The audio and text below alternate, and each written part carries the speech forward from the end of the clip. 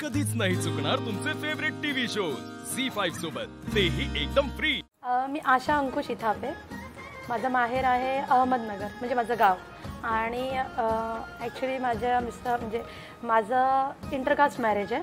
माझं इकडचं नाव आहे आशा केनेथ रेमेडियस। आणि कुठे लग्न जमलं तुमचं? म्हणजे मुंबईलाच सर। म्हणजे मुंबईला कुठे? ॲक्च्युली मी चेंबूरमध्ये आम्ही राहायची। चेंबूरमध्ये आम्ही एक ऑफिसमध्ये होतो। त्यांचे फ्रेंड माझ्यासोबत कलिग होते, त्यांचे बेस्ट फ्रेंड, आणि आम्ही दोघं एकत्र काम करायचो। मग एकदा असंच बेस्ट फ्रेंडनी ओळख करून दिली। ॲक्च्युली त्यांच्या मम्मीला ज्वेलरी घ्यायची होती, मम्मीला। हां, गोल्डची। इव्हन हे बघा मी हे घातलं आहे ना, ते मम्मीचंच आहे। मी हेच बनवायला गेली, म्हणजे त्यांच्या ते म्हटले की तुझी जी फ्रेंड आहे मला आईसाठी सरप्राईज गिफ्ट द्यायचं आहे। तर मग तेव्हा आमची ओळख झाली। तुम्ही सिलेक्ट करायला? मी सिलेक्ट करायला गेली होती। आणि नंतर ते तुम्ही सासूबाईंसाठी घेतलं? हां, मी घेतलं। म्हणजे जे मला आवडत होतं मी ते नाही, तेव्हा माहिती नव्हतं सर। मी जोक्स अपार्ट मी ॲज अ फ्रेंडच गेलो होतो। मी फर्स्ट टाइम भेटले होते। पसंत करून दिलं ना ते हो, कानातले? हो ना। आणि बँगल्स ते भविष्यात मिळतील म्हणून तुम्ही घरात बसला? नाही, तसं काही नव्हतं। अरे तसं काय नाही, तसंच तर आहे, म्हणून तर आता घालून आलं, दाखवता आम्हाला सगळ्यांना। नमस्कार, आपलं माहेरचं नाव? माझं विशाखा व्यंकटेश देशपांडे राहटीकर, आणि सासरचं नाव विशाखा अभिजित कुलकर्णी करखिंडीकर। अजूनही सांगायचं सर, मला आता अजून असं वाटतं ना मी झोपेतून उठलेलीच नाही आणि स्वप्नच पाहतीये। कारण लहानपणापासून म्हणजे असं इतकं स्वप्न होतं ना की तुमच्यासोबत मी हे करेल, शूट करेल वगैरे, असं मला वाटतं की मी उठलीच नाही, अजून झोपेतच आहे। म्हणजे मला चिंता काढतो सर। सेम आहे माझं पण। म्हणजे मला खरंच स्वप्नवत वाटतंय, म्हणजे तुमच्यासोबत ही बसली आज आणि गप्पा मारताय, हो की नाही? नमस्कार, मी माहेरची मैथिली प्रकाश भुई, सासरची मैथिली देवदत्त पांडे। मी मूळची नागपूरची आहे, सासर माझं यवतमाळचं आहे आणि खारघरमध्येच असते। आणि पांडे कुठे भेटले?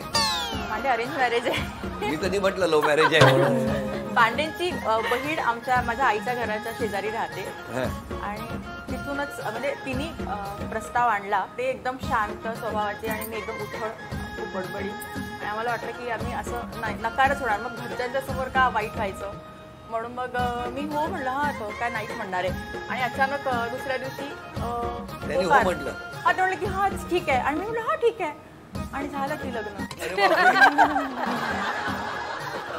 नमस्कार, बोला। माझं नाव दीपा अमित विचारे। आधीचं माहेरचं नाव माझं लीना हरिश्चंद्र खानविलकर, कोकणातली आहे मी। आता आमच्या लग्नाला 13 वर्ष झाले। मिस्टर माझे बिझनेस करतात, आमचं लॉजिस्टिक्सचा बिझनेस आहे, आणि मी स्वतः HR कन्सल्टंट आहे। तुमचं लग्न कसं जमलं? आमचं पण अरेंज मॅरेज आहे। मी ॲक्च्युली शिकत होती, माझं लग्नाचं म्हणजे घरी काहीच हे नव्हतं की लग्न करायचं आहे, आणि मिस्टर माझे थोडे मोठे आहेत, 5 वर्षांचा डिफरन्स आहे आमच्यामध्ये। तर त्यांच्यासाठी मुली बघत होत्या खूप, म्हणजे 2 वर्ष झाले मुली बघत होत्या, पण त्यांना एकही पसंत येत नव्हती, आणि पसंत आली तरी जुळून येत नव्हतं असं म्हणजे। पण मग खूप म्हणजे आई वडील अगदी थकले होते, आता म्हणजे तूच बघ बाबा तुझी, असं हे झालं होतं। म्हणजे 2 वर्ष सगळ्या मुली बघितली नाही नाही नाही, हे असं झालं की मी सेम म्हणजे त्यांची जी मावशी आहे त्यांच्या गावातली आहे मी। मग ते बोलत होते की आपण पूर्ण जग फिरतोय, म्हणजे सगळीकडे बघतोय, पण शेवटी मुलगी मिळाली ही बाजूच्या घरातलीच मिळाली असं। आणि मग बघण्याचा कार्यक्रम झाला, पण माझं नाहीच चाललं होतं की नाही करायचंय, कारण मी शिकत होती ना, अजून 2 वर्ष माझे होते। होय होय कसं झालं ते? होय होय सगळ्या घरच्यांनी कन्व्हिन्स केलं। मी तर ॲक्च्युली माझे जे मिस्टर आहेत कुठून तरी त्यांचा नंबर घेतला, त्यांना कॉल करून बोलली पण होते की मला नाही करायचं आहे सध्या तरी लग्न। मग त्यांनी घरी सांगून टाकलं होतं। मग माझ्या बाबांनी मला खूप फायरिंग केली की असं कसं तू करू शकतेस म्हणून। तुमची मैत्री कुठे झाली? खारघर हिल्स मध्ये। आम्ही Kharghar hills driving range famous आहे, ड्रायव्हिंग रेंज आहे, ते धबधबे असतात तिकडे, पावसाळ्यात तुम्ही या। हां नक्की या, हो हो हो नक्की, मस्त, खूप मस्त। अप्रतिम। आम्ही रोज जातो तिकडे, रोज 4 महिने, हो हो, आणि 12ही महिने जातो सर। आमच्या मुलांचं स्कूलच तिथे, मग काय करतो, मुलांना तिकडे टाकतो स्कूलमध्ये सोडतो, आणि मग आम्ही ॲज अ मॉर्निंग वॉक म्हणून मॉर्निंग वॉक पण होतो, आणि धबधबे म्हणजे पावसात तर शाळेत सोडायचं। मुलांची शाळा किती वाजताची? 7:55 सकाळी, आणि मग नंतर तुम्ही भेटता? हो। आणि तुम्ही घरी कधी जाता मग? 9:30 वाजेपर्यंत तोपर्यंत फिरायचं, खारघर हिल्स वॉक करतो, रील्स करतो, एक्सरसाइज पण होते आमची। अच्छा मी असं रोज रोज करता? रोज every- फक्त संडे सोडून.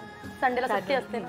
तेव्हा नाहीये बाकी पण मग तुमच्या 6 जणींमध्ये शांत स्वभाव कोणाचा आहे? ह्या दोघी आणि खूप शांत. तुमच्यात कधी अबोला वगैरे झालाय? या दोघींमध्ये झाला होता. तर आता रिसेंटली म्हणजे आम्ही आय थिंक एकच महिना झाला आम्ही परत बोलायला लागलो. काय झालं होतं? तब्बल 2 वर्ष 2 वर्ष ह्या म्हणजे म्हणजे बोलतच रोज सकाळी यायच्या फिरायला असायच्या नाही वेगवेगळ्या म्हणजे वॉकला मी हिच्या बरोबर असायची, ही हिच्या बरोबर असायची, पण एकमेकींचं तोंड नाही बघायची. तोंड बघायचं सर लपून लपून लपून बघायचं. विषय तर तोच असायचा. नाही पण काय झालं होतं तुम्ही सांगावं. थांबा आता तुम्ही बोला. एक क्षुल्लक कारण होतं त्याच्यावरून थोडंसं वाद झाले. ही बोलली की माझ्याशी बोलू नको, मग मी बोलणं सोडलं. का हो तुम्ही असं डायरेक्ट तोडफोड केलं बोलू नको? तिच्यासाठी क्षुल्लक होतं. मला ते खूप लागलं बिकॉज आमच्यामध्ये बॉन्डिंग असं होतं की माझी बहीण आहे ना तिच्यापेक्षा पण प्रिय ही होती म्हणजे माझ्यासाठी. ती बघेल तर आता मला चांगली झोपणार आहे पण तिलाही माहिती आहे म्हणजे एवढी क्लोज होती. आणि कारण खूप क्षुल्लक होतं. हार्डली आम्ही वर्क फ्रॉम होम जॉब करत होतो. म्हणजे मी लकीली लागली होती. म्हटलं टाइमपास म्हणून करावा. नवरा तर नकोच म्हणतो आपला आहे हॉटेल पण म्हटलं चल आपला टाइमपास म्हणून करावं. तर मी लागली. माझ्यासोबत मी अजून एक आमची कॉमन फ्रेंड होती तिलाही लावलं. हिला ॲक्च्युली काय आलं तिला पण लावायचं होतं पण तिथं त्या क्षणी माझ्या हातात नव्हतं. माझी बहीण माझी सिनियर होती. तुम्हाला मुद्दाम नोकरीला लावलं नाही? मुद्दाम तुमचं बरोबर आहे. शुल्लक नाहीये. आणि पण सर त्याच्यानंतर हिचं किती चांगलं झालं बघा. ते त्यानंतर मी स्वतः पुढे गेले. हा त्यानंतर हिने बोलतात ना मला दाखवायला म्हणा किंवा तर मी म्हणलं की मी एकटी करून काय करू, तर मला एक असं झालं की समोरून एक संधी आली आणि आज मी स्वतः ऑफिसमध्ये बसले. अशा तुम्ही सगळ्या जणी चित्रपट नाटक मनोरंजन हे सगळं करत असता? रील आम्ही खूप करतो. पिक्चरला पण जातो आम्ही सोबत. बरं रील्स जर केले नाहीत तर काही बिघडतं का हो? हिला झोप नाही येणार. रील्स हिने आम्हाला सगळ्यांना शिकवलं. ही रील लवर आहे. हिने आता इथे बसून सुद्धा रील्स केलेले आहेत. कशावर केलं? सर मी फ्लॅट दाखवत पण रील करते. हा क्लायंटला फ्लॅट दाखवत पण रील करते मी. म्हणजे हा बघा बेडरूम, हा बघा हॉल, हा बघा 25 स्क्वेअर फीट 30 स्क्वेअर फीट असं रील. झोका असेल तिथे एखादा गार्डन असेल त्याच्यामध्ये स्लो वॉक करणं मला एक डान्स करणं स्लो मो तुम्हाला आवडतं.